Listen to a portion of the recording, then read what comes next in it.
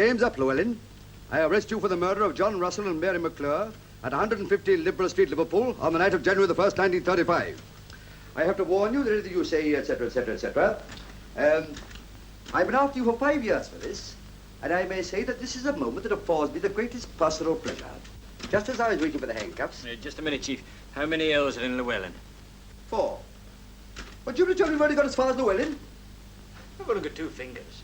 Now, Mr. Pitt never passed you out. I'm blowed if I know. Inspector Blow. Inspector Blow been in? No. Then, throwing caution to the winds, I leapt on him single-handed. Single-handed? Oh, go on. You know how to spell single-handed, don't you? Yes, but you weren't single-handed, Chief. I was with you. Well, it's as good as being single-handed. Yes, but it was me that leapt on him. From behind. Look here. Whose life story is this? Well, yours, Chief. I mean, fair's fair. After all, I've given you the best years of my life, and the only time you've mentioned me up to page 298 was that time when the bulldog tore a piece out of my trousers. Well, that showed your true advantage, didn't it? Anyway, will this satisfy you? 10 minutes later, help arrived in the shape of Sergeant Bingham, and the Saffron gang was finally rounded up. Thanks, Chief. Not that you did make any difference. Well, now we come to the last chapter. We'll leave that blank for the moment, but we'll head it the 5th column. The 5th column? That's what I said. But you haven't had anything to do with the 5th column? No, but I'm going to. Listen to this. The Minister of Home Security today assured the government that the best brains in Scotland Yard will shortly be engaged to combat the menace of the 5th column in this country. Here are my boy. Inspector Hornley's next case. Yes, but it hasn't even mentioned you, Chief. No, but it says the best brains, and that narrows it down. Now, let's see, there's Jenkins in Yorkshire, Brown in Ireland. That leaves... Morning, Inspector Blow. Good morning. Still working on the life story for Titbits, I see? I thought of a good title for it yesterday. Oh? Yes. Whopping Tales of the Yard. I'll treat that remark with the contempt it deserves. Anything else, Chief? No. There's an unsympathetic influence in the room. Well, I'll just head up the new 5th column chapter and then I'll leave it at that, eh? 5th column? How does 5th column figure in the fairy tales? It hasn't yet, but it's going to, eh? Oh, and who said you were going to be assigned to the 5th column case? A little dicky bird. Oh, I should bring that little Dicky Bird's neck if I were you, because he's singing the wrong tune. I suppose you think you're going to get the job, eh? Never mind, Hornley. Anyway, how could they waste a man like you on a job like that? Why not? Well, who's going to take care of the bottle parties? Well, I'll practically clean those up, you know that? Yeah, with the exception of the one where Bingham goes every night. Well, he hasn't found any evidence yet. No, but he's found a nice little fan dancer. Is that right? No, it's not. Inspector Hornley, Yeah? the commissioner wants you. Oh? He's got half the army high command with him. Has he, though? Oh. Well, I shouldn't worry, Blow, old man. You'll have plenty of time to spare. I'll hand over that little joint for you to clean up. And if you talk to Bingham nicely, he might give you her phone number. Oh, Bingham. Sir? You can leave in that bit about the 5th column. Right you are, Chief. The fact is, this petty scrounging has reached such proportions that it's costing the army thousands a year. What we've got to do is to set an example. If we can catch 1 or 2 of the culprits, it'll have a salutary effect on the others. Now, You sent for me, sir? Brigadier Lloyd, Major Harvey of the War Office, Inspector Hornley. How do you do, gentlemen? I've got a rather unusual case for you, Hornley. The War Office are concerned over certain army activities which are proving rather more widespread than we imagine. Now, what we thought... I think I know what you mean, sir. Oh? Well, one reads the papers. Well, the papers only touch on the fringe of it, I'm afraid. Quite. But a detective can read between the lanes. I'm glad you appreciate its importance. As I was telling the commissioner, this is not just a case of a few tins of strawberry jam. Eh? This sort of thing's going on in camps all over the country, you know. I beg your pardon? These depredations from army stores. Scrounging, Hornley. Scrounging? But do you mean to say this has nothing to do with the 5th column? 5th column? Whatever put that into your head? Inspector Blow was assigned to that case last week. Blow? As an ex-officer, it shouldn't be difficult for you to get into the run of things again. Are you listening, Hornley? The idea is that you should join the army. What, me? Yes. What, at my age, after all my years of... Temporarily, of course. We'll do our best to see you're comfortable. Well, it's more than I was last time. Still, if you're offering me a commission... I'm afraid that is hardly the idea. By joining the ranks and mixing with the men, you'd have a better chance of contacting the offenders. The ranks? Struth.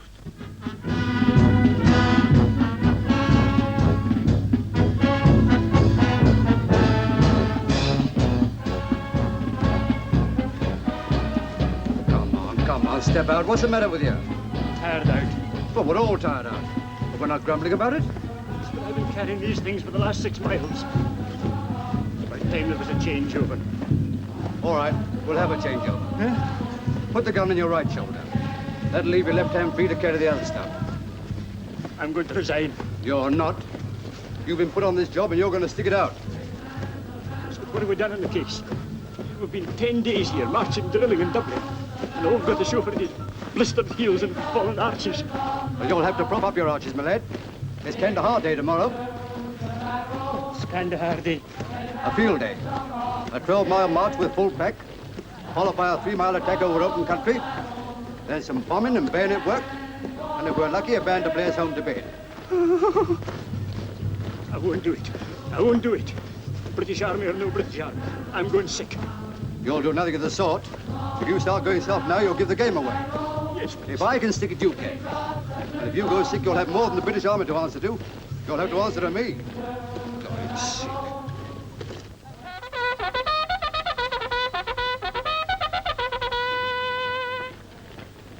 You blokes for the sick parade, pile in here.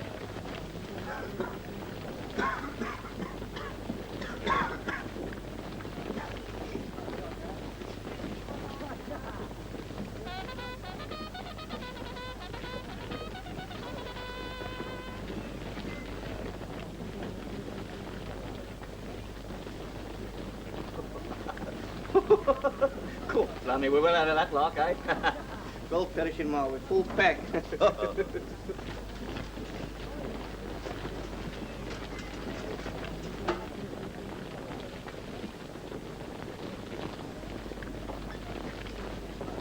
Come along now. On parade, you. Double up. What's the matter? Well, I don't think I feel very well, Sergeant. In fact, I think I'll go sick. You can't go sick now. 7 o'clock in the morning's the time to go sick. Get on parade. Run along now. You heard what the day sergeant said. Private Lee. Coming.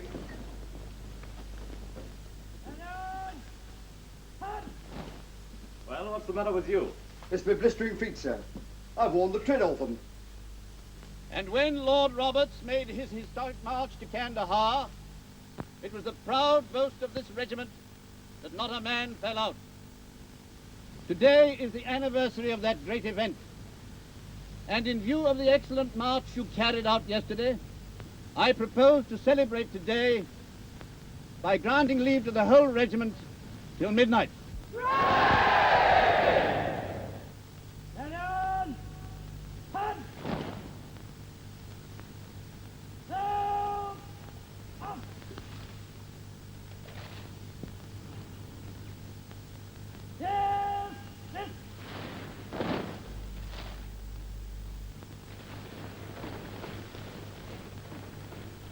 Two beers, please. 2 beers? Yes, I'm having one for a sick friend. Oh, well. Here's one to be going on with. Oh, you're not there, bad. £1 note on a Friday.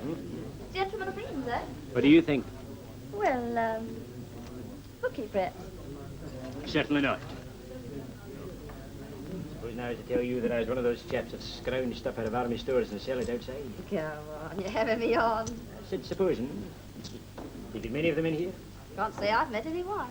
Just wondering. There's a lot of scrounging going on, you know. So I hear. Why they don't do something about it beats me. Perhaps they are. The military police? Not them. All they catch is drunks. Found this stuff littered all over the floor. How much is missing? Can't say yet, but it's all new stuff, though. Only came in yesterday.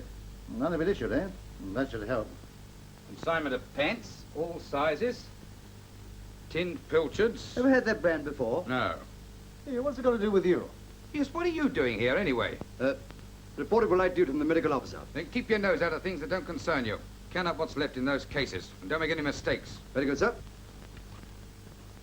Blowing sauce. Right. Did you get any time off? After we close, till we open again. What about taking a punt and having a watercress tea with me up there?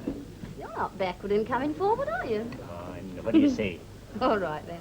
2:30, outside. That's a deal. But on one condition, What's that? that you let me pay my share. Yes? Yes. Francis.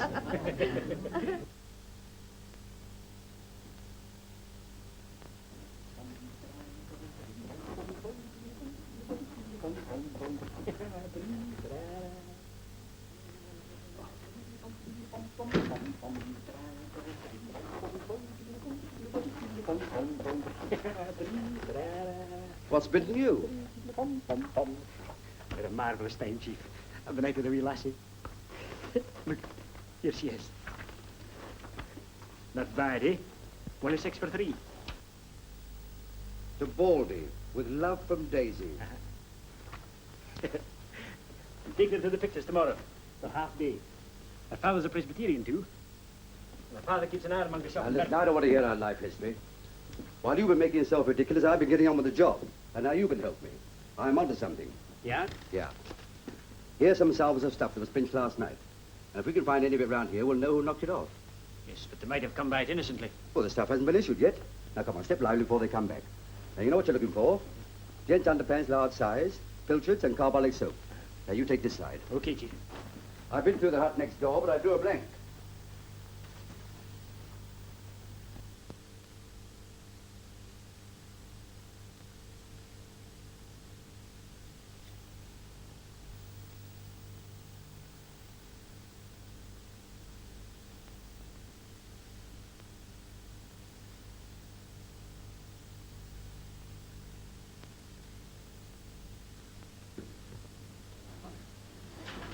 It was understood that we were only pretending to do this. Yes, we understood and the colonel understood.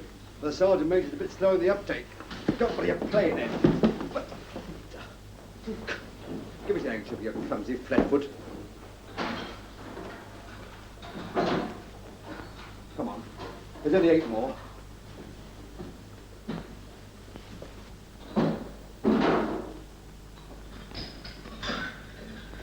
Morning, Holly.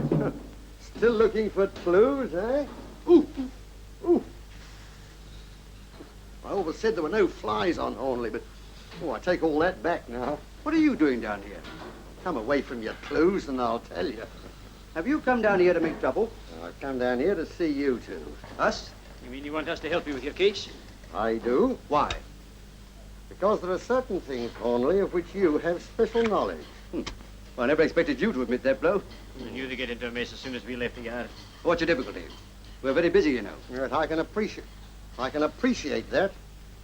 Well, we discovered that information is being coded to Germany. Well, nothing unusual in that, is there? Shortwave transmitter, I suppose. Yes, and what is more, we've discovered the code. And now all that's missing is the shortwave transmitter and the blokes who are running it. That's right, but unfortunately they never broadcast from the same place twice. What do you want us to do? Consult the stars for you? Oh, no, I'm not interested in your usual methods of solving crime. What I want to know is how they got hold of a certain piece of information when there were only half a dozen people in the know. Well? And you were 2 of them. Us? Yes, listen to this. Among other interesting items broadcast to Germany last night was this tidbit.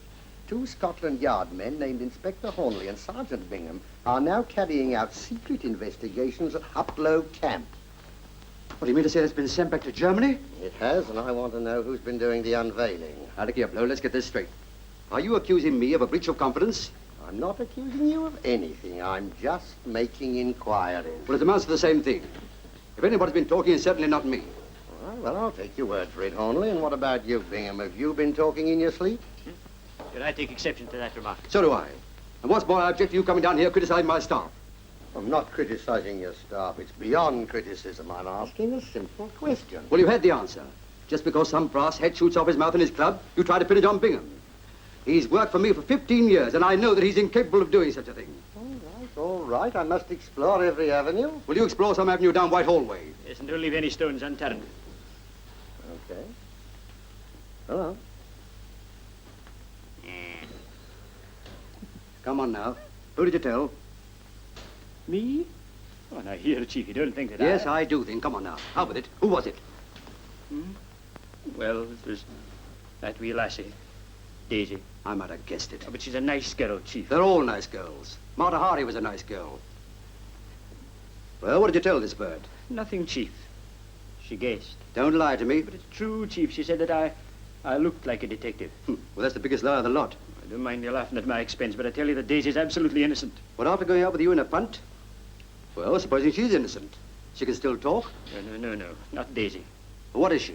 Barmaid. God, lummy. Why, the public information bureaus. Oh, by the way, did I hear you say you were taking her to the pictures this afternoon? I was, until you landed me into this mess. Well, you're still taking her. I'll fix it up with the Colonel. What, do you mean that I can say? What do you want me to do? Well, ask her who she passed the glad news on to, of course. Oh, here, that'll be very awkward, Chief. Well, it'll be more awkward if you don't. I've lived in the trees for so long. How could I hope to be a success in New York?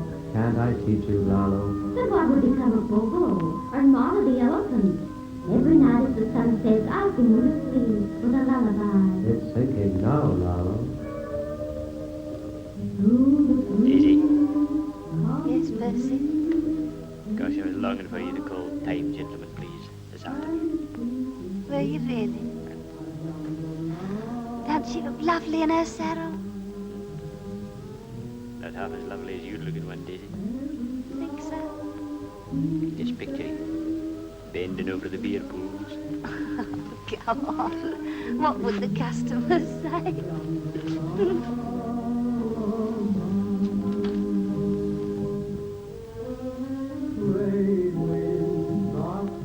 Daisy, What? remember when I told you yesterday about me and another chap boarding the brig from Scotland Yard? Well, You didn't kind of mention it to anybody, did you? of course I didn't. Hey, what are you getting at? Nothing, Daisy. I know you're not the sort to chatter, but... Well, somebody's been talking. Are you hinting that I've been speaking out of turn?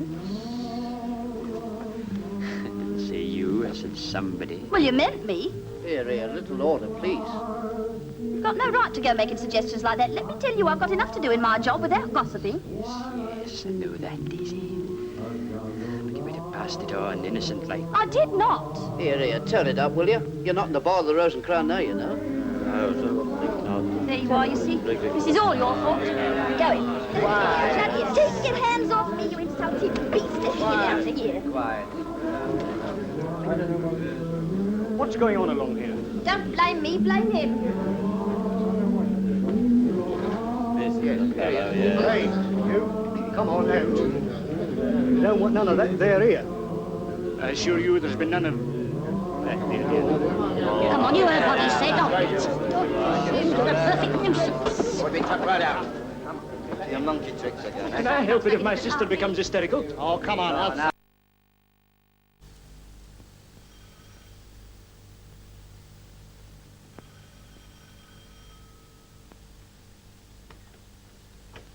Good afternoon, Miss Johnson. Good afternoon. I'd like to see Mr. Wilkinson. You didn't make an appointment, did you? No, but one of my back teeth is aching again. Something awful. I think you'll find that quite all right. I shouldn't bite on it for a couple of hours, though. Thank you. Miss Johnson, I don't remember No, making... Mr. Wilkinson, it's my back tooth again. You must look at it. I see. Would you mind, madam? I won't keep you one moment. Quite all right. Very well, please step inside. Charles? I've laid out your dinner jacket. Don't forget you're dining at the club at 8. Oh, yes. I'm going over to Penrith to have dinner with Mrs. Sherwood. We'll probably play bridge, so I may not be back till late. Goodbye, my dear. Oh, don't forget to black out. I expect you'll be in first. I won't forget.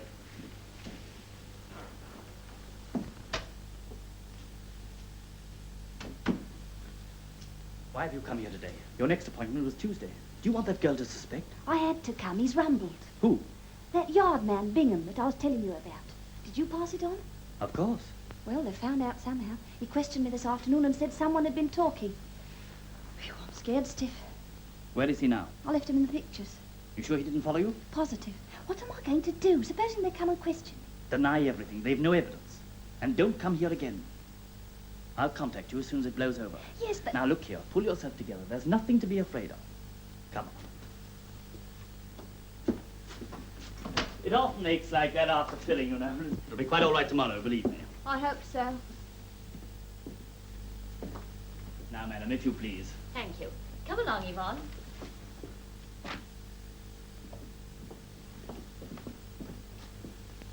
It's nearly 6 o'clock. Have I an appointment with this gentleman? No, sir, but he was anxious to wait on the off chance of seeing you. My bridge work needs overhauling, and I wondered if... I'm sorry, I'm afraid I can't manage it now. My hours are 3 to 6, and I have an engagement this evening. Well, perhaps I could come back later. I'm sorry. My engagement is for the whole evening. Besides, I never see patients out of hours. Oh, if that's your attitude, I'll take my business elsewhere. There are plenty of other dentists in the town who will be only too glad to do a little bridge work after 6 o'clock. Good day to you, sir.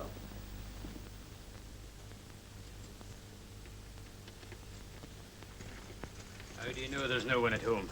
He told me he had an engagement. There's also a Mrs. Dentist, but she's out playing bridge. Any servants? One, female.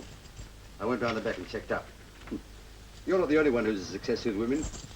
I made an appointment to meet her at the Palais de Danse tonight. Yeah. That's got rid of her. Sounds a very mean trick to me. Well, she was married. It serves her right. Ah, this is it.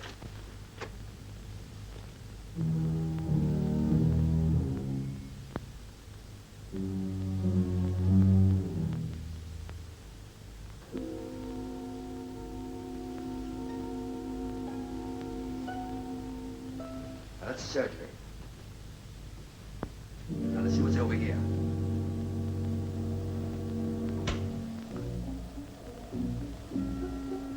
Draw those curtains.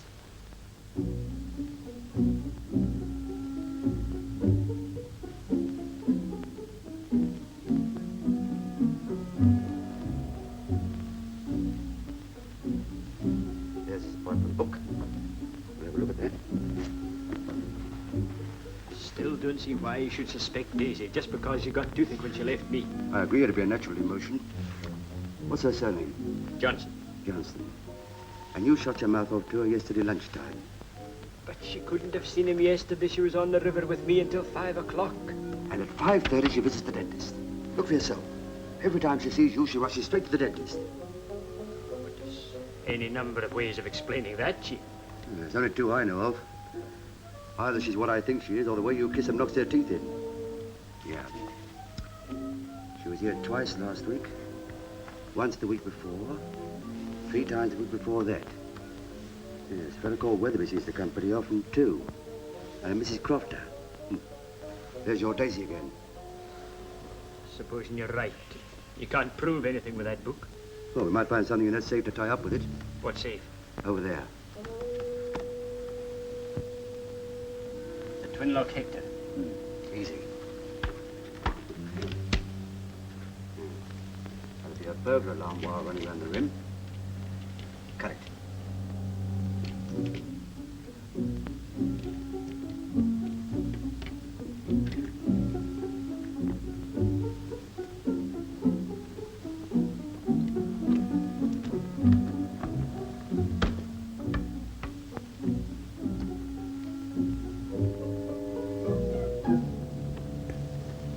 There you are. That little fellow won't talk. Here comes him, but you cut the wrong wire. It's a doorbell. It's a dentist. Maybe he's forgotten his key. Why should he ring? He knows there's nobody at home. Here, go and see who it is. But suppose... Go on, go on, go on. Go on.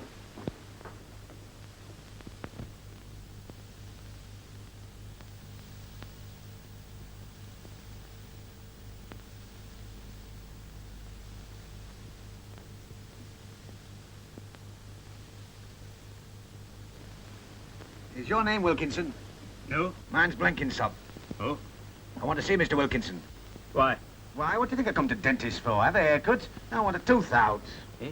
Oh, I'm afraid that's impossible. Oh, don't talk so daft. Sorry, but at this time of night... At this time of night I've been in bed and fast asleep. I hadn't had raging toothache. I tell you, I'm not going till I see dentist here. Come on, fetch him out. Well, now, if you'll just sit down for a minute, I'll make some inquiries. All right, but look sharp.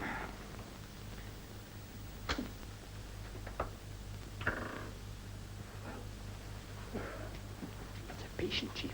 Says he wants a tooth out. Well, at this time, perhaps he's one of their agents. Doesn't look like one. Well, how do you know? Take him in the surgery and pump him. How? Well, say that you're Wilkinson's assistant. That you're in his confidence. Yes, but I think he really does want a tooth out. Well, you never know. Perhaps he's bluffing.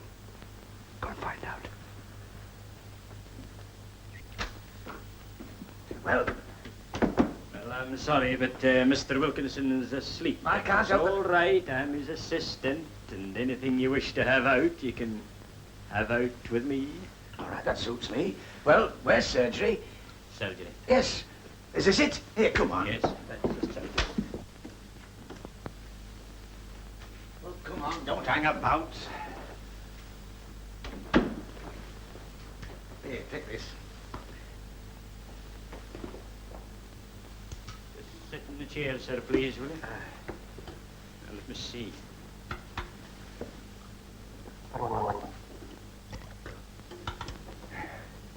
Nice evening, isn't it? Fine for getting shortwave broadcasts. I don't want any shortwave broadcasts, and I don't care if it's raining cats and dogs. I want this tooth out. Let me say that I enjoy Mr. Wilkinson's full confidence. Well, I'm very glad to hear it. Shall I open my mouth now? Yes, certainly. You can tell me anything you want.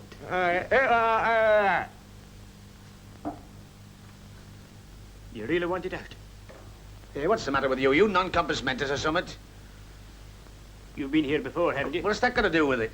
Well, we just make it a rule only to attend to regular customers after closing time. Oh, dash it all, do you think I'm going to suffer all night for your silly rules? Here, are you going to take it out, or do I have to take it out of you? Your mind's made up. Oh, it's dawned on you. Just wait there a minute, please. Where are you off to now? Oh, what is this, a dentist or a madhouse? Here, are you going to take this thing out? All right, it's coming out. Just a minute. Which tooth did you say it was again? Hmm?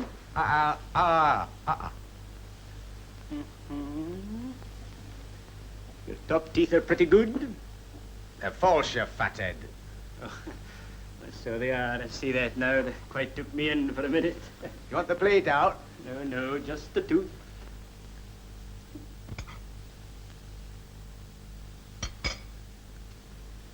That. Just open your mouth a little wider, please, will you? Hey, how are you doing it? You're not going to take it out in cold blood, are you? Can't have a local anaesthetic. Oh, I'm afraid Mr. Wilkinson always locks up everything like that. Hey, what's that over there? Is that a gas apparatus or not? Yes, that's gas. All right, then I'll have gas. Quite sure. This is after effects, you know. Compared to what I'm suffering, the after effects will be a pleasure. Hope you're right.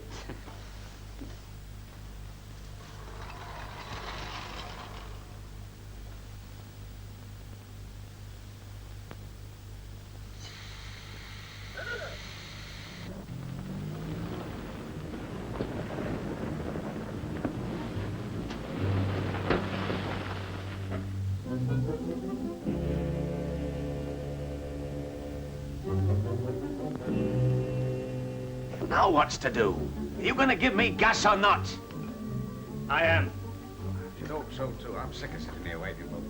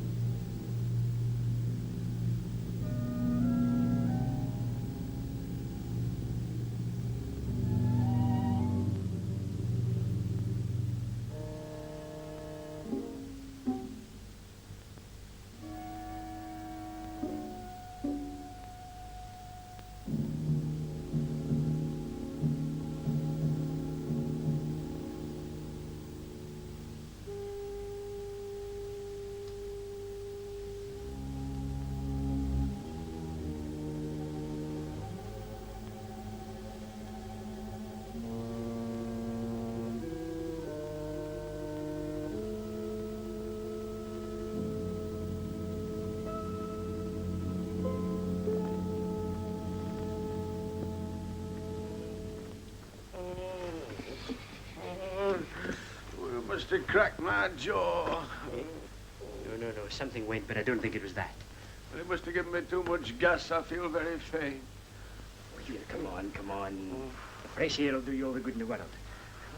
I'll take you to a taxi rank and see you into a cab.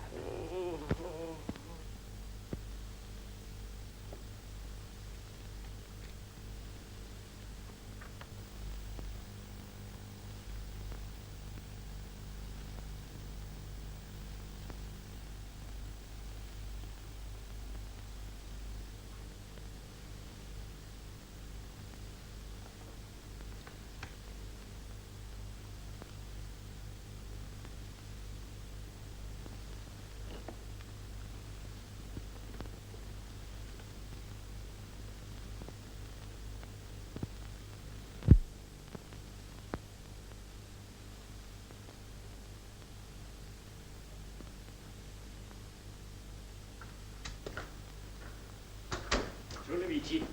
Shh. There's nothing to shout about. You want to bring that dentist down here? What's happened to the patient? He's gone. Took his tooth out. In fact, 2 of them. What, do you want 2 out? Oh, but I just gave a hefty pull and there they were. 2 of them. There's nothing in this business. It's money for jam. All you have to do is to turn on the gas. What, did you give him gas? Well, he demanded it. Look. 5 bob. Half a crown a tooth.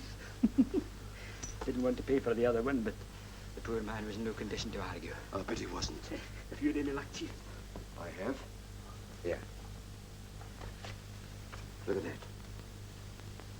that. It's Daisy and me in the punt. Turn it over. Sergeant Bingham, CID. Where did you get this? In the safe. Can't believe it. You know, Chief, this sort of thing shatters your faith in women. Well, you could do with a bit of shattering. Here, give it to me. But you're not going to put it back in there? I am. But if they find it, that'll make me look like an accessory. Well, you will, won't you? Now then, we're going to leave this place exactly as we found it. Without anyone knowing we've been here. Why, Chief?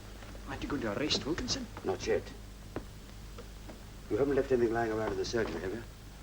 No, I've got the teeth in my pocket. I don't want to see them. Talk about a blooming cannibal. Curtains.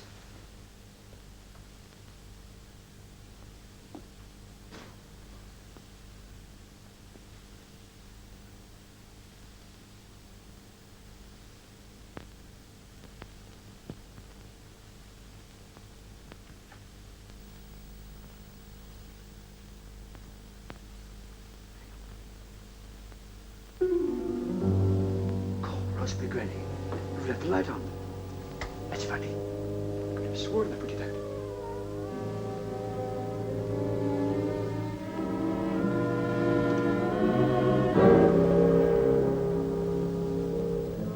Struth, what have you done now? It can't be my patient, Chief. Oh, what's going to be? You... It's the dentist. Wilkins. The gas is still on.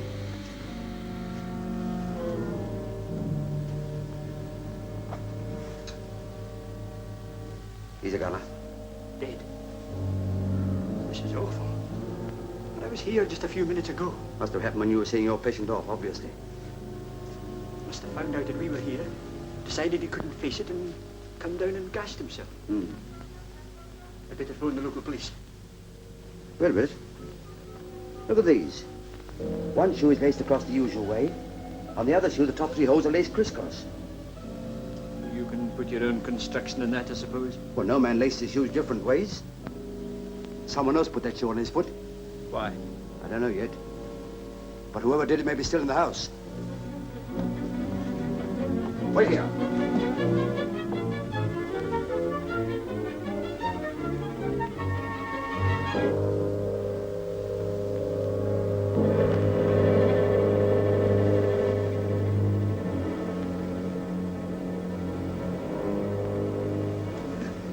No sign of anybody. I'm going to make a search of Wilkins' bedroom and see if I can find anything. I'll come up with you, Chief. No, you don't. We've got no time to lose. Here, take these. Ring up the yard. Give Blow my kind regards and read that list over to him. What are they? The names, addresses, and code numbers of Mr. Wilkins's so-called patients. Tell Blow, since he wants to know who's been talking, there's 40 of them.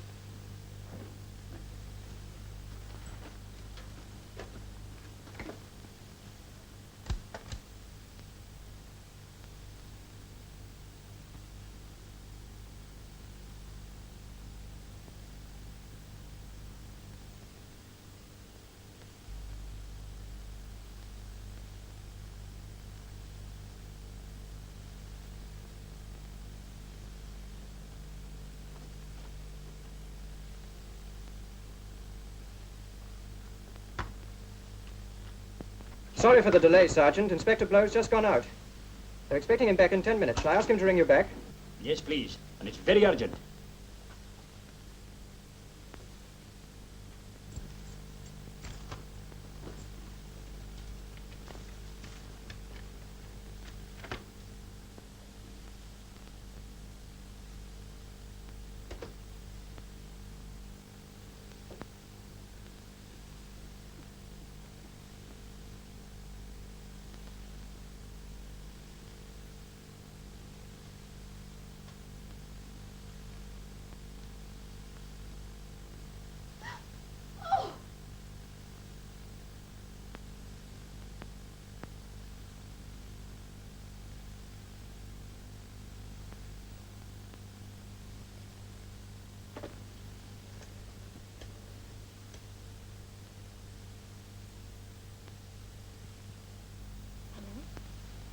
Who's that? This is Mrs. Wilkinson speaking. I want to speak to Dr. Kirbishley at once, please.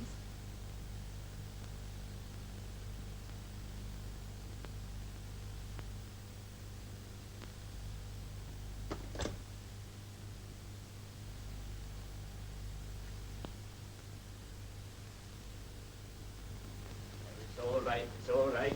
No need to be alarmed. Who are you? I'm a police officer.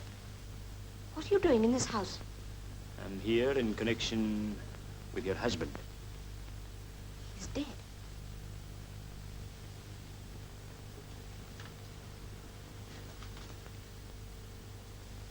That's right. You just sit down quietly for a few minutes. I can imagine how you're feeling. Can you? I wonder. I should be awfully upset, shouldn't I? Aren't you? No. You are Mrs. Wilkinson. Yes. But we weren't what is called a happily married couple. You found out that he was a... Yes. I told him he'd get caught sooner or later. It was no use. They had some sort of hold on him. Who are they? I don't know. I shouldn't have known anything except that I found a letter of his. What did you do? I texted him with it, and he flew into a rage and struck me. He did? Yes. Oh, that was nothing unusual. I said I'd go to the police, and he threatened to shoot me. What could I do? What would you have done? I really don't know. It's very awkward for you.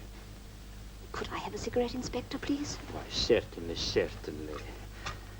Now, I'm afraid I've got to ask you just a few questions. You're not going to be brutal to me, are you? No, that will hardly be necessary. But they'll expect a statement, and just as a mere matter of formality. Oh, yes, of course. Well, I shan't attempt to hide anything from you. Thank you. Well, now, do you know what part your husband had in this organization? None. But I'm sure it couldn't have been a very important one. I'm afraid you're wrong there, my dear, Mrs. Wilkinson. As a matter of fact, I'm quite sure you are. Well, what makes you say that? Well, I have here the names and addresses of 40 of his patients, whom I have every reason to believe supplied him regularly with information. But I can't believe it. Are you positive of that? I found it in a book in his safe. But if he's as important as all that, why did he take his own life? He didn't. Somebody else took it. He was murdered. Oh. Here, Mrs. Wilkinson. What's the matter? Oh, pull yourself together. There. Mrs. Is that waterless?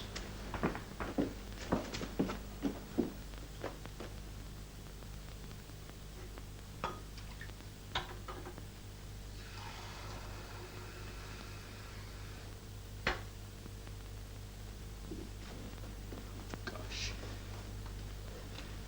There. That's better now, isn't it? Here, drink this. I'm sorry. It's all right. You'll be feeling better in a minute. I can't stay the night here alone, Inspector. Well, I'm afraid I'm on duty. But I've got a sister who lives just round the corner. Couldn't I spend the night with her? I'm sorry. I can't allow that. I promise I wouldn't move from there. No, you wouldn't. And if it rested with me, I'd let you do it like a shot. But it does rest with you, doesn't it? Well, no, not exactly. You see, I haven't mentioned it before, but I've got an assistant, an associate. There are two of you? Yes. He's upstairs, and I'm afraid he'll want you to come to the police station. Oh. Drink, drink. Oh. I shall be all right. Oh, you answer it, Inspector. Don't worry about me.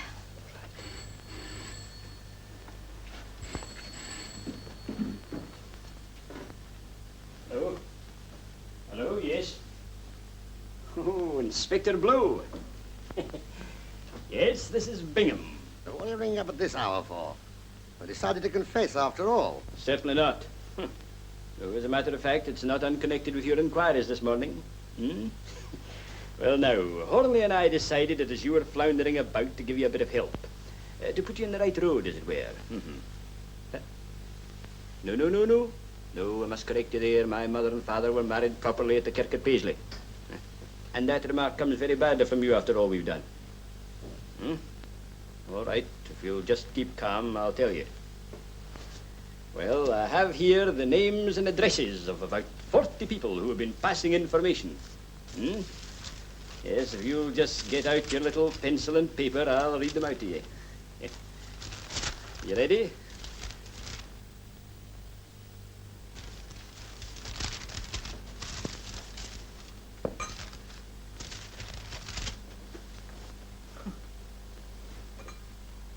Just a minute, Blue. I think I've got a hold of the wrong piece of paper or something. Hold on.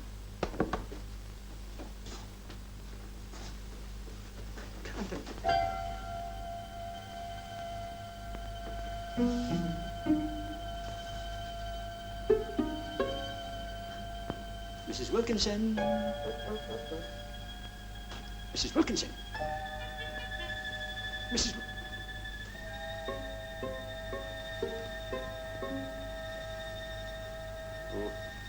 Hello, Blow. Sorry, there's been a slight hitch. I'll ring you back. Mrs. Wilkinson.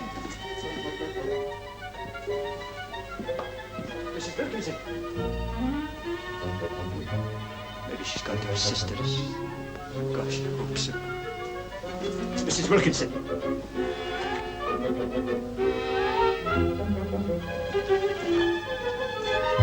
Mrs. Wilkinson.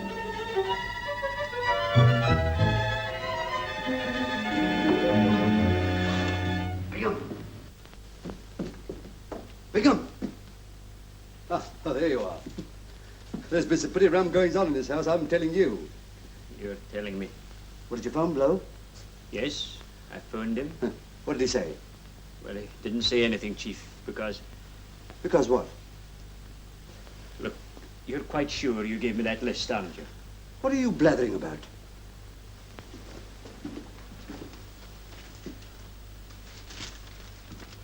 That's all I've got, Chief. There's nothing on it. Look here. What the blaze have you been doing while I've been upstairs? Had it in my hand when I first phoned Blow. Well, go on. Well, he wasn't in, and so I put it back in my pocket. I know it was there when she came in because... She? Mrs. Wilkinson. So she's here? Well, she was here. Was? Yes. I'm afraid she's gone to... Gone where? Just through that French window. Look here, you drunk as well as incapable. I told her to stop here, but she must have slipped out when I was on the phone.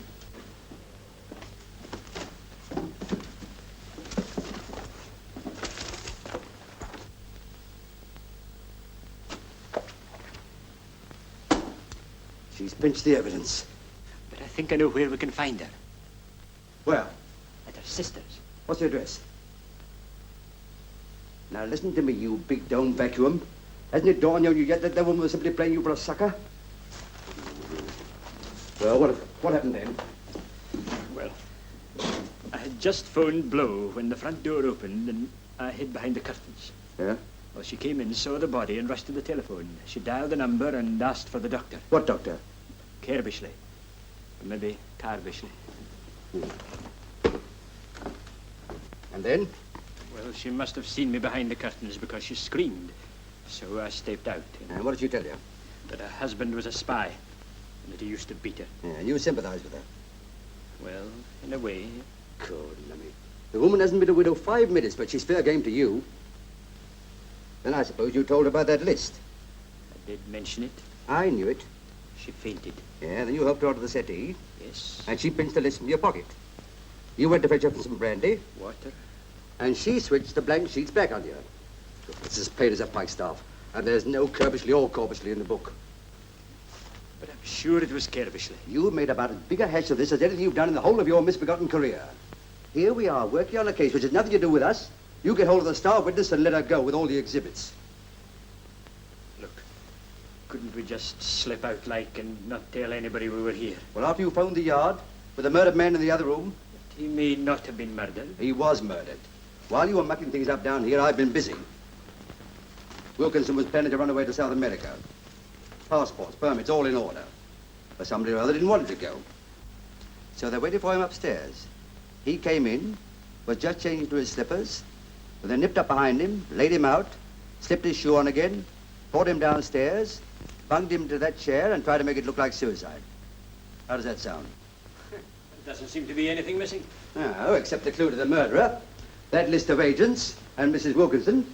Apart from that, it's all sewn up. Well, I suppose there's nothing else to do but hand it over to Blow and we go back to the gents' underpants. Now, look here, I don't want to hear that defeatist talk. We're going to search this house from cellar to roof. Now, go on, you start outside. I'll start in here. And if there's a whiff of a clue, we'll smell it out.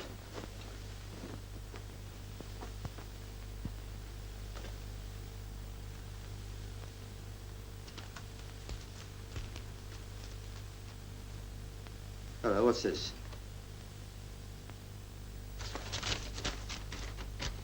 March the 12th. No address. My dear Wilkinson, I am sorry to hear you propose taking a holiday. I feel strongly that a journey would not be good for your health at the present moment. I must therefore urge you to cancel it. Yours, A.K. Sounds like a letter from his doctor. Sounds like. Of course it is. A.K. Kerbishley. The doctor she rang up. Yeah, and it doesn't exist. At least not in the phone book. He might be in another district, Chief. He might. But this letter was posted at Upper Ellingford. And that's in this phone area. So that doesn't help. Continuation sheet. Now, who uses continuation sheets? Offices? Yeah, it didn't look like office paper to me. No, more like hotel stuff. How many printers would there be at Upper Ellingford? There can't be many. It's only a market town. Good. Well, we're going to knock them up. There may be only half a dozen printers in the town, but a more bad-tempered lot I never saw. You can't expect them to dance for joy when you get them up out of their beds in the middle of the night. Don't feel very happy myself. Dragging a man from his rest at 3 in the morning to rake through a lot of notepaper. I ought to be compensated for this. Oh, well, it's not your paper. Yes, it is. Oh? Yes, I printed it for the Westgate Manor Hotel. Westgate Manor Hotel, eh? Yeah, I told you it was hotel paper. Yes, it's the same, all right. Of course it's the same. I printed him a brochure at the same time. Now you can clear out and I'll go back to my rest. I sympathize with you. Terms in season. Hello, it's a fishing hotel. Yeah, pretty posh from the prices. Bingham, we're going to get up early in the morning. Yes? We're taking a fishing holiday. It's time we got our hooks into something. Well, thank you very much, sir. You're welcome. Yeah.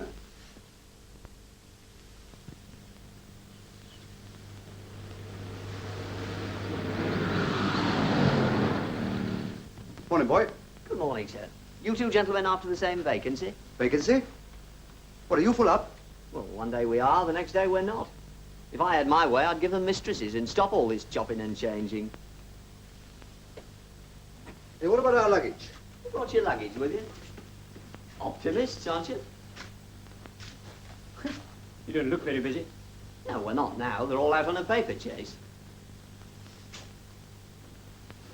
You did say paper chase. Yes. Got me up at 6:30 this morning. It's this new Mr. Rolfe's idea. He started all these capers. Mr. Jenkins was much more sensible, but he joined up 3 weeks ago along with Mr. Smart, the science master. I tell you, there have been so many changes here since the war started, I can't keep pace with them. You wait in here. But I might as well tell you, you're not the only ones after this history master's job. There's another old bloke in there already. So it's not a hotel anymore. They've evacuated a blooming school here. You know, Chief, I didn't like to mention it before, but, well, I never did think much of that clue of yours. For once in a way, you were right. Cable College, Muswell Hill, London. Notice the prefix. All prefects must be responsible for the blackout of the dormitories. Dr. Alfred Kirbishley, headmaster. A.K. We thought it was a medical doctor she rang up last night, but it was this fellow, a doctor of literature or something. This puts a new face on it, as the Duchess said when she had her dial lifted. Yes, but I still don't see anything very sinister in that. Well, it hadn't occurred to you, I suppose, that a woman who's just found her husband dead doesn't rush to ring up a schoolmaster. Yes, it is a bit peculiar. Now, this is where you earn your oats, my lad. Put that luggage back into the car and drive down to the town. Put up at the local hotel and find out all you can about the doctor. It's a small place and they're bound to know everybody's business. What about you, Chief? Somebody's bound to ask what you're doing here. Oh, I'll say I'm a new boy who's a bit backward. Now, go on, off you go. Don't forget, if there's a barmaid there, when she pours out your beer, don't pour out your soul.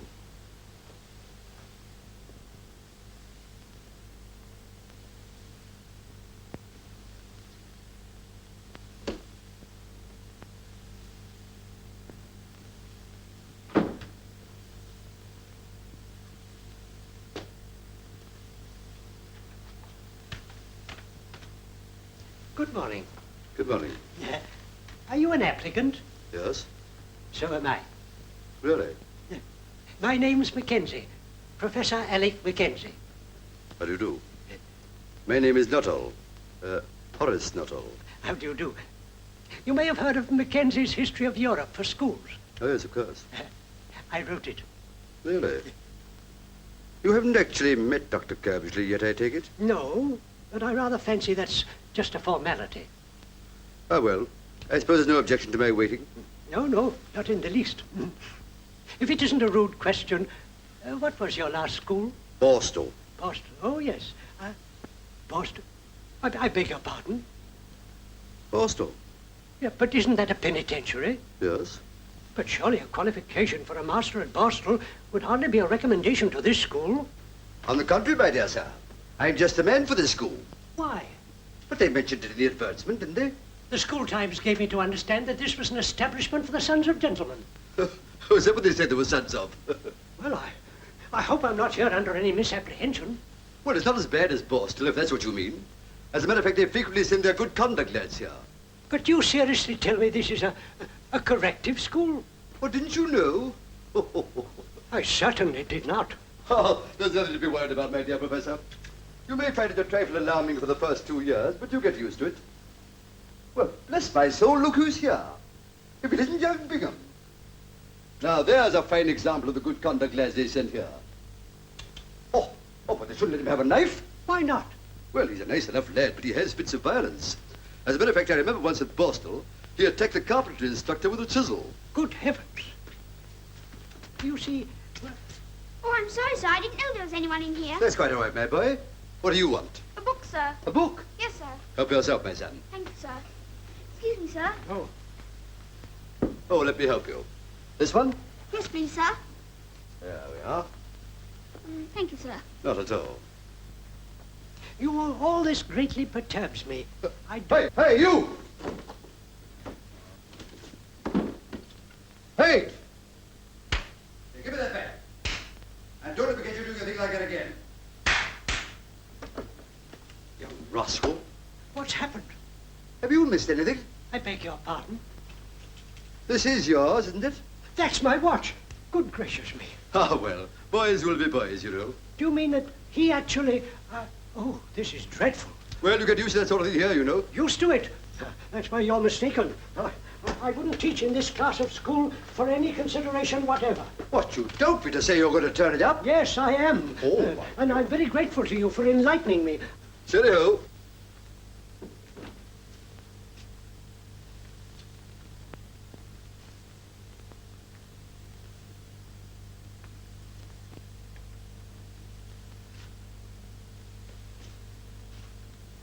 Professor Mackenzie?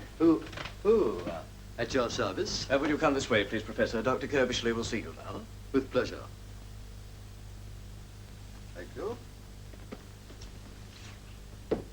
We're very pleased to have you here, Professor. Weston, the last man, was rather old-fashioned in his methods. Oh, really? Well, you won't find anything like that about me.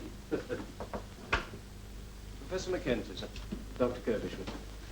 How do you do, Professor? Welcome to Gable College. How do you do? You'll find us in strange surroundings, but tempora mutanta, nos et mutama in illis. Yes, very apt. Please sit down. Yes. I feel very honored that a man of your scholastic reputation should consider my little establishment worthy of his services. Not at all, not at all. How long were you at Hartburn? Now, let me see now. It must be what? 15 years, if a day. I see it says 20, huh? 20, was it? Oh, time does fly. Dr. Swan speaks of you in the most glowing terms. Yes, we got on very well together. I was very fond of the old Swan. Well, I don't think we need discuss it any further. It seems most satisfactory to me. I take it the salary I mentioned in my letter is acceptable to you? Under the circumstances, yes. Oh, there is just one other thing, and it's rather important. Can you start at once? Oh, absolutely. As a matter of fact, I've got my luggage with me. Ready? Well, that removes that obstacle. Right. Well, I think you'll find it very pleasant here, Professor. Eh, Mr. Jennings? Oh, yes, indeed, sir. I'm sure I shall. It'll be an honor to have you teaching with us, Professor. Hello, yes, Dr. Kirbishley speaking. Who? Well, I'm afraid I can't discuss it now. I'm engaged. I'll send you a school prospectus. But I must see you. I've been trying to get you since last night. Just a minute. Well, I think that's all for the moment, Professor. Mr. Jennings will show you to your study. This way, please, Professor.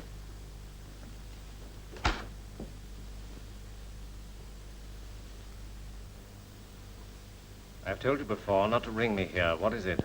But I had to get in touch with you. Something dreadful has happened. I can't very well tell you on the phone. I'm at the Anglers' Rest in the town. Well, you shouldn't have left Farnshire without letting me know. Oh, I'm so sorry, Doctor.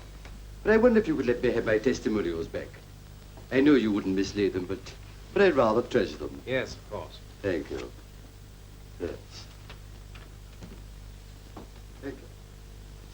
Thank you. You must realize it's impossible to talk now. I'll be down there at 9 this evening. Until then, stay in your room. Goodbye. Could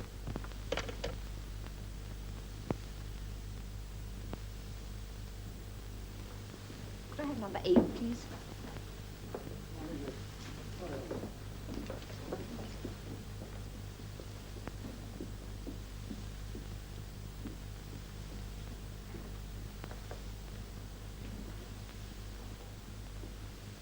Good morning, sir. Good morning. I want a room, please. Certainly, sir. Good to see the sun again, isn't it? Yes, it is. Will you be staying here long? A few nights, maybe. You'll want a single room, I suppose. That's right. I've got a very nice room facing the river. Hmm? Yes, but I think I'll have the single room. Very good, sir. Will you read it to me, or shall I read it to you? You read it to us, sir. Oh, very well. Here we are. Evolution of the Corn Laws. The effect of the Industrial Revolution, connected with the mechanical invention and the utilization of steam, transformed Great Britain from an agricultural to a manufacturing and commercial country. Everybody understand that? Oh, yes, sir. Oh, well, the opposition to the Corn Laws steadily increased.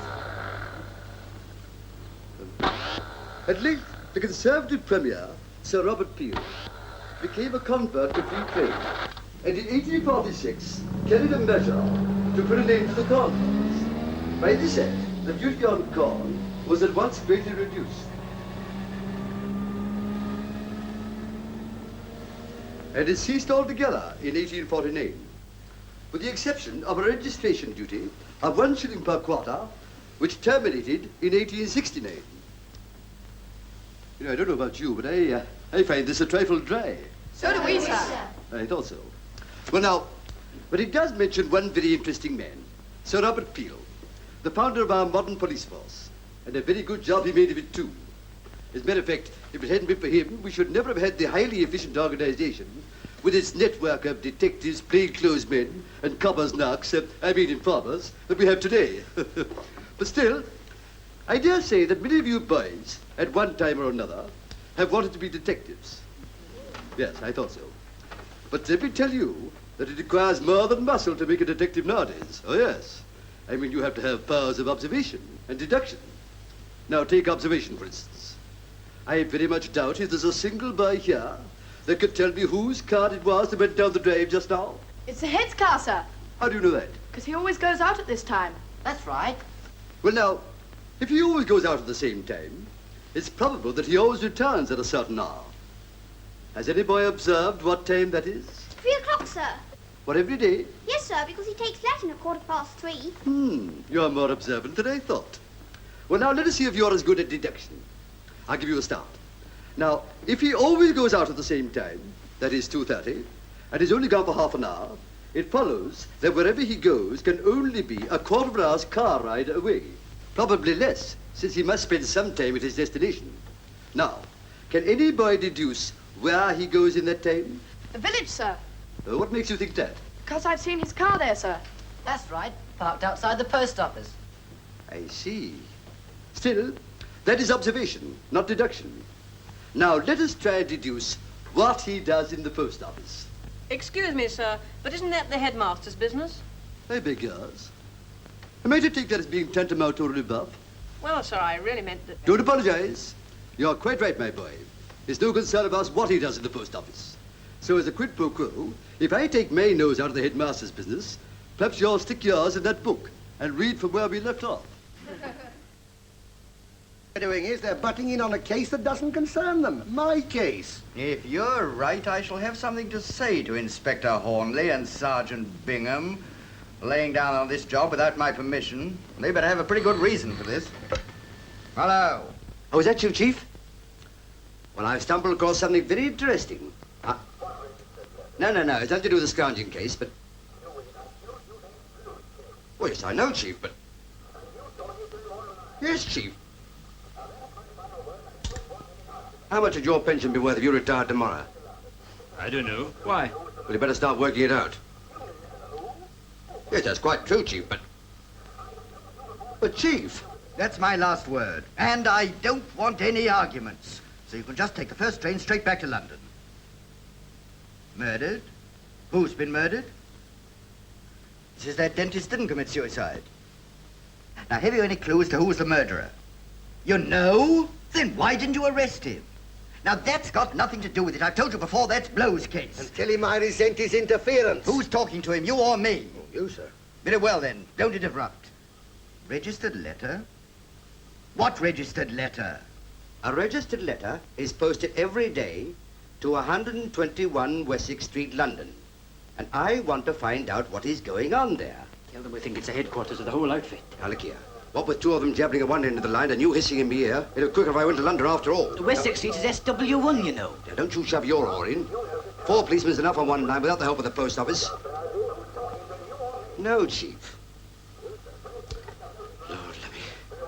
No. Now, all I want you to do is to get somebody competent to watch 121 Wessex Street until the registered letter arrives, and then pounce and catch the lot of them. And afterwards, ask them to ring up Bingham at Allingford 69, and I'll bag the murderer. Fine. Good night, Chief. Ooh. I could do with a drink after that. What about the post office? Well, it's a bit late at night, but since it's been such an exciting day, I think I'll have a small whiskey and soda. Bingham, order 2 small whiskies, will you? I'll have a double. Hello, miss. Ask the waiter to send up 2 double whiskies and 1 small one. Sam, 1 whiskey and 2 doubles for number 2. Right. Oh, and find out what they want to eat.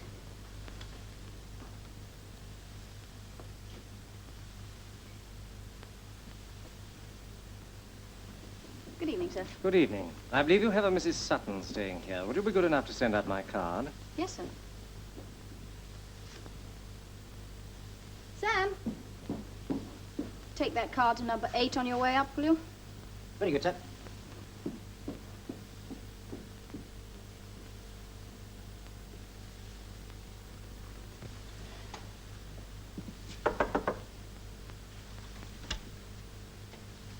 The gentleman downstairs handed that in, miss. Oh, thank you.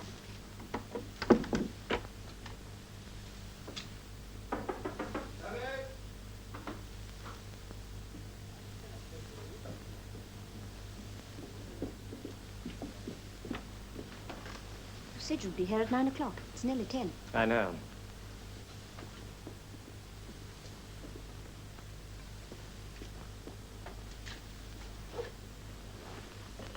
It's Carlson.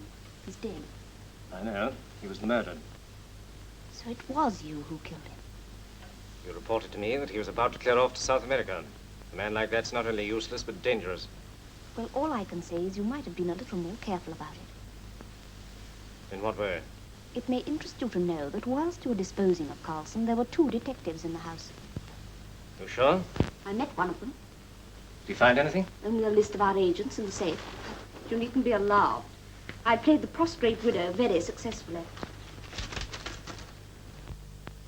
Well, I'll be getting along. I should have closed down my cucumber frame a couple of hours ago. Well, thank you very much for your assistance, Mr. Tomboy. A pleasure. Good night, Inspector. Good night. Good night, Sergeant. Good night, Mr. Tomboy.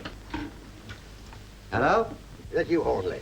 It's Blow here. I say, what sort of game are you playing? Oh, listen, I'm in Wessex Street now, and there is no 121. The highest number in the street is 75. Hey, what are you talking? Here, hang on a minute, will you? Bring back the post office, will you? Quick. Mr. Tomboy! Just a minute. Yes? You want it? Where's your registered letter book? Here it is. Well, you know what I want. Yes. Ah, here we are. Now, this can't lie. I've got the post office registered letter book here. Now, there's been a registered letter sent to Mr. E. Knight, 121 Wessex Street, practically every day for 3 months. I suppose you can count up to 121? And I don't want any insults. You asked for someone to check up on this, and I've done it. Yes, but I asked for somebody competent.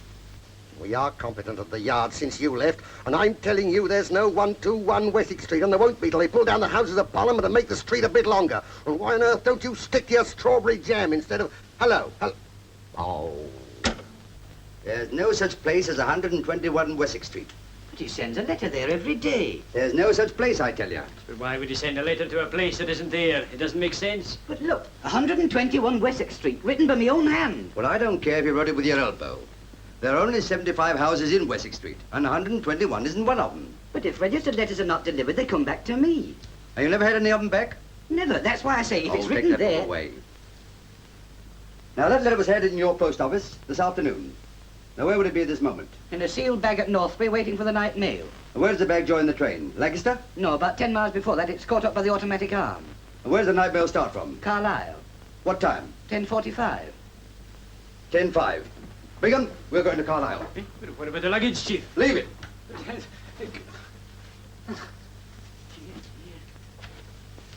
I'll get you a passport, Helen, and you can go abroad to a neutral country. There must be one left somewhere. Wait a minute. There's the detective who's in the house. Which one? The tall one. The little fellow they've got in tow is the village postmaster. And I was under the impression that the man with him was my new history master, and I appear to have made a mistake. Suppose it was just a nominal charge for the room, seeing I haven't slept in it. I'm sorry, sir, but I'm afraid you'll have to pay the full price as you've used the room. Here, you're charging me for bed and breakfast, and I haven't it either. Go on, pay up and don't argue. Well, if it was my own money, I'd be adamant. Seeing it will go down in expenses or concede the point. They must have found out I was here. If they had, they'd hardly be leaving. No, I fancy they've something else on their minds. Oh, can't you pocket it without counting the change for once? Come on, come on. Good night, Mr. Tomboy. Many thanks again. Good night. Oh, good evening, Mr. Tomboy. I wonder if you'd mind obliging me. I know it's after post office hours and all that, but I should be very grateful if you'd break the rules and cash a money order for me. Well, Unfortunately, I wasn't able to get to the bank today. Well, certainly, Dr. Kirbishley, with the greatest of pleasure. Oh, thank you very much. I'll run you down to the post office now, shall I? Oh, thanks, yes. Well, it's one of the registered letters for London. I made a mistake about the receipt. Got the addresses mixed up. If I could have it back, I could put it right in a few minutes. It's gone. Oh, very well. The registered letters have already left Northbury for the mail train.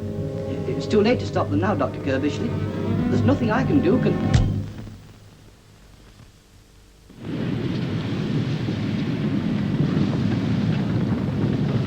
You've no reason to suspect any of your sorters, have you, Joe? No. Of course, I can't say for certain. We keep getting new ones on as the young uns are called up. But it wouldn't surprise anybody if somebody new came on tonight. I don't follow you, Inspector. Well, me, for instance. Sorting isn't an easy job, you know. It's years before you're any good at it. Well, you're short-handed and I'm no good at it. You can keep telling me so. Say you're going to give me the sack in the morning. That'll fool them. It might work, Joe. What do you think? I don't know. It's got to work. Now, come on, you're the postmaster. Who can you substitute me for? When's young Runcorn due for the call-up? Any day. Well, if we can stop him before he gets here, we can tell the rest he's had it. What about me? Can't I be a sorter too? No, you can't. You're going to be what you've always been, a passenger. Hello.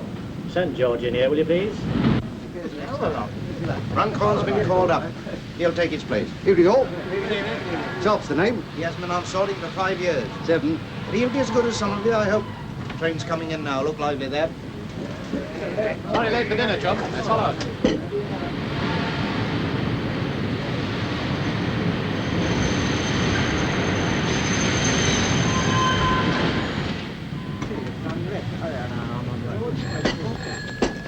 Hello.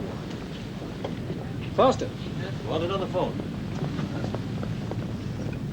Better hurry. Hello? Yes? I had to warn you, 2 detectives will be on the train tonight. No, if you're careful, it'll be all right. One of them's tall, bald, looks intelligent and isn't. The other one's short, with a sour face, doesn't look intelligent and is. Has he got a heavy lower lip? Oh, well, I've seen him. He's the new sorter. They're working fast. Listen, whatever you do, don't let him get hold of that letter. No, leave that to me. I don't like the sound of it. I've got to go now.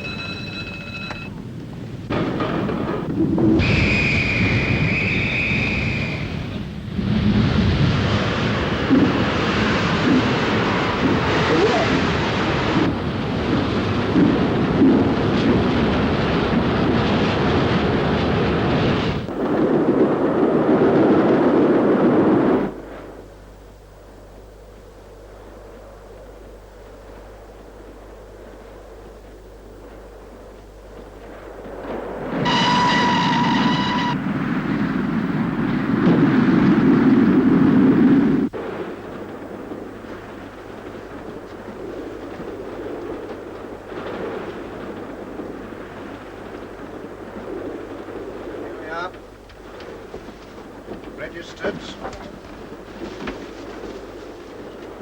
Beats me what people find to write about. No consideration for others, that's what it is.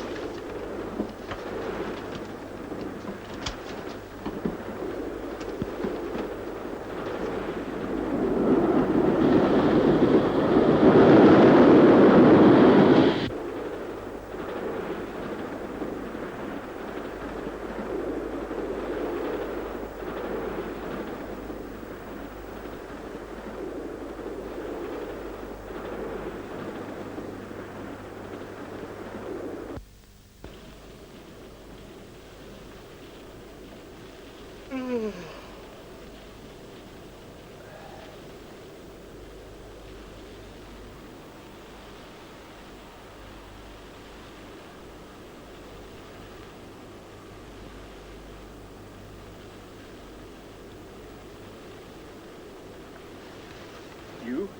What are you doing here? Good evening, Sergeant. Perhaps I should introduce myself. I'm the principal of your colleague's school. It was smart of you both to discover that I posted a registered letter this afternoon and to catch the train at Carlisle. But I've an idea. The inspector won't find that letter. Oh? Why not? Because you're going to write him a little note and ask him to come along here and see me first. And you think I'd fall for a thing like that, eh? Well, I'm hoping to persuade John. Suppose you know it's a very serious thing to point a gun at me like that. For you or for us? For you, of course. I know all about you. You both got to answer a few questions. I'm sorry, Sergeant, but as a schoolmaster, I prefer to put the questions. And at the moment, I'm asking you to write that note to Hornley. You think I'd do that? I should if I were you. Over my dead body. Isn't that rather an unfortunate way of putting it? I think we can avoid that unpleasantness for the moment. Helen, would you mind relieving the sergeant of his wallet? Careful, Sergeant. I'll throw caution to the winds in a minute. That'll be very foolish of you. And his fountain pen, please. What are you going to do? I spent a considerable period of my youth practicing the art of forgery or suffering the penalties for it. Helen, would you mind? I imagine we shall find an example of your handwriting on your identity card.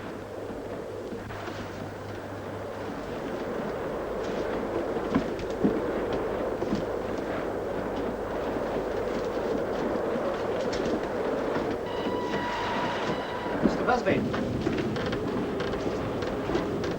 Got a new sorter on tonight? Well? Bloke along the train there says he's his brother. Asked me to give him this note. Well, it's against regulations. Still, we'll let it go this time.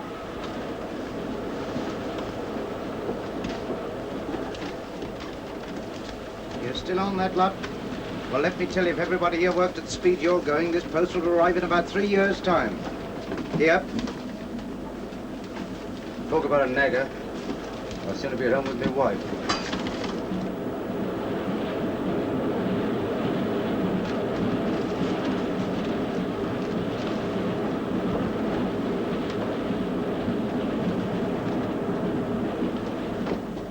I've got to go along and see my sergeant. The letter I'm after is in the SW hole, number 20.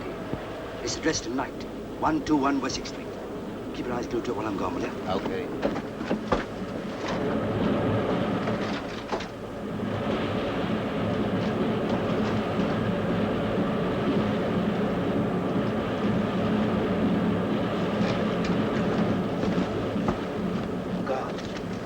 I'm a CID man. I wonder if you go in that next compartment and examine the tickets. Certainly, sir.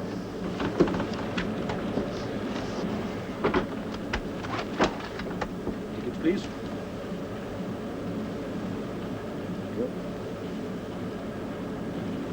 Your tickets, sir, please.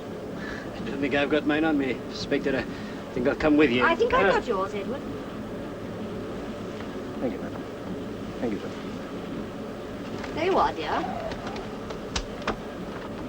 Who's in there? Tall, bald-headed gentleman, sir. Looks rather pale. Yeah, anybody else? A well-dressed man with a long nose and a red-headed woman. Rather pretty. Aha. Thank you very much. Anything else I can do for you, sir? No, not just now, thank you. Very good, sir.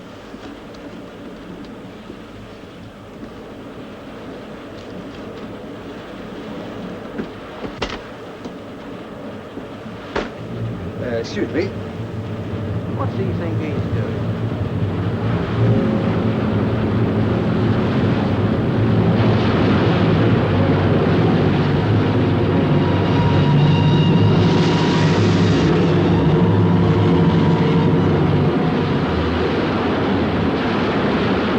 The inspector's rather a long time. I hope for your sake, Sergeant, there's been no hitch. Don't move. Good work, sir, good work. Well, Dr. Caversley, I think you've had my credentials. Go on, watch him, Bingham. I'll be back in a moment. Yeah. And don't let this redhead try any more of her tricks. No, sir.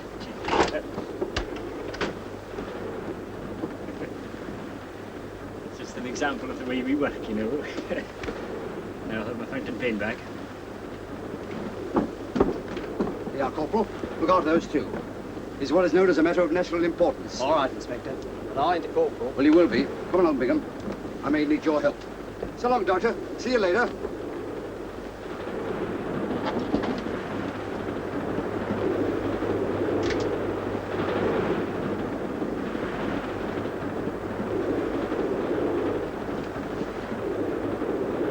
Here, where's that registered letter? Which registered letter? The one that was in there. Well, what do you want with it? That's my business. What have you done with it? Are you accusing me of pinching it? I'm asking you what you've done with it. Well, I'm not going to be talked to like that by an extra man. I'm going to have this out with the head sorter. Well, Mr. Busby, the gentleman here accusing me of... I should take it easy if I were you.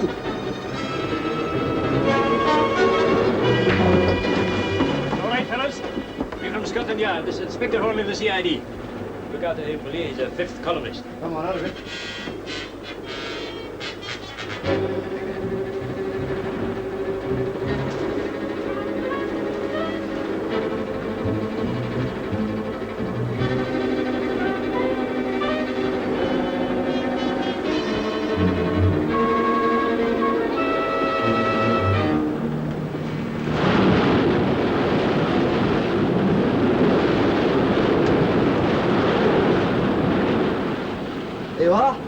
little fella that never broadcast in the same place twice.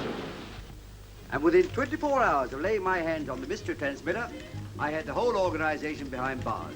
Morning, Ollie. Morning, Blow. Still on the last chapter? Making the most of it, I suppose. I am. Oh, I mentioned that you had some connection with the case. Oh. Yes, you still haven't mentioned my connection with it. Well, I haven't finished yet. In conclusion, I would like to pay tribute to a man without whose help I could never have achieved this coup. Mr. Tomboy, the postmaster of Upper Allingford. Now, look here, Chief. I've given you the best years of my life. Hello? Oh, morning, sir. Commissioner for you, Blow. Morning, Chief. But Hornley's on the scrounging case, sir? Since when? Oh. What? Me at my age? That's right. Suppose I'll get a commission. No, private. Very good, sir. And don't think this is a penny job, Blow, old man. I mean, this isn't just a case of a few tins of strawberry jam. No, it's costing the country $1,000 a year. And here's a few clues to be going on with. 1 pair of gents' underpanties large size, 1 tin of pilchards, and 1 bar of carbolic soap.